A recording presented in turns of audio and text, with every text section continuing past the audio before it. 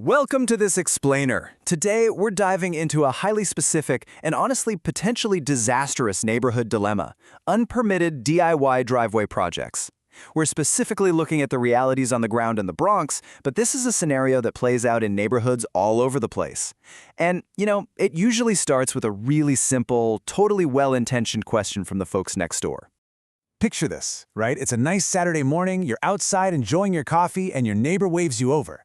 They've got gravel laid out by the street, a stack of concrete bags, and they ask, "Hey, can you help me pour a quick parking pad?"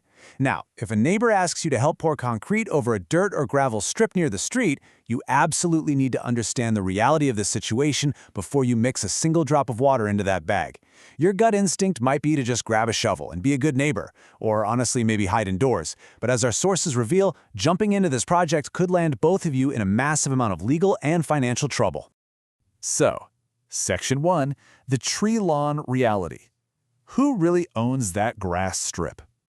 To really get why this is such a huge problem, we first have to define the space. This specific area is legally known as the tree lawn, though, depending on where you live, you might call it a parkway, a berm, or even a hell strip. It's that super familiar grass strip located directly between the paved sidewalk and the street curb. And here's the thing, because homeowners maintain it, they mow the grass, they plant flowers in it, they naturally just assume it belongs to them. But here is the massive catch. That grass strip is not private property. Even though the homeowner maintains it, it is entirely New York City Department of Transportation property. It's a public right-of-way. So when you modify this strip, you aren't doing a fun DIY project on your own house. You're essentially doing unpermitted construction on city land.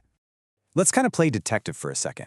Looking at the specific situation detailed in our source, it appears someone has already performed unpermitted alterations. What likely already happened is a sequence of escalating mistakes. First, the grass was dug up. A small retaining fence was possibly yanked out, then gravel was exposed or dumped in, and now it's being used as a makeshift parking pad. To the untrained eye, sure, this just looks like a work in progress. But to a city inspector, this is a glaring red flag waving right next to the street. Moving on to Section 2, why you shouldn't pour.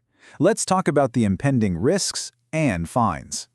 Listen, even if the Department of Transportation or the Sanitation Department hasn't slapped a ticket on this yet, this setup is completely 100% violation ready for a long list of infractions.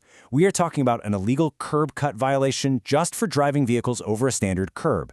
Then, you've got the sidewalk and right-of-way alteration violation. On top of that, there's unlawful parking on city property and, ironically enough, failure to maintain the tree lawn.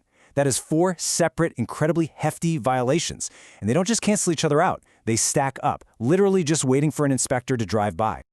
Okay, so back to the neighbor asking for your help. If you jump in to help pour that concrete, you make the violation worse, you make it permanent, and you trigger much higher fines the second they get inspected. But here is the most crucial part for you. You make yourself a party to illegal work. You are no longer just a bystander, you are actively participating in unauthorized construction on municipal property. And hey, let's just talk about the sheer logistics of this DIY plan for a second. The source mentions a plan to use roughly 10 bags of 60-pound concrete. Let's think about the physics here. That plan, it's structurally doomed from the absolute start. That small amount of concrete isn't nearly enough for a real heavy-duty vehicle pad. If you mix up those 10 bags and spread them over that dirt and gravel, you are basically creating a thin, brittle crust. The very moment a 4,000-pound car rolls over that curb and rests on that pad, meaning the exact second they try to actually use the thing they just built, it will crack immediately under the weight. So let's tally that up. You've broken the law, risked thousands of dollars in fines, and the grand result is a crumbled, broken mess of concrete on day 1. All right, Section 3, the safe path, restoration. How do we actually undo this damage legally? Here is your absolute cleanest, lowest risk way to undo the damage and avoid future city inspections. You have to restore the soil and grass. Step 1, remove the gravel completely. You cannot just bury it, it's gotta go. Step 2, add 2 to 4 inches of fresh topsoil. Step 3, replant grass seed or put down some sod. And finally, Step 4, you can add a simple, low-profile edging if it's needed just to hold the soil in place. Doing this takes the massive target right off your neighbor's back. The city mandates that this space remain natural. In fact, NYC's preferred elements are super simple: grass, mulch, low plants, plain soil, or a tree, but specifically only if it's a tree planted by the DOT themselves. Notice what's completely absent from this list: Concrete and pavers. There is zero gray area here, folks. The city wants a permeable, natural surface.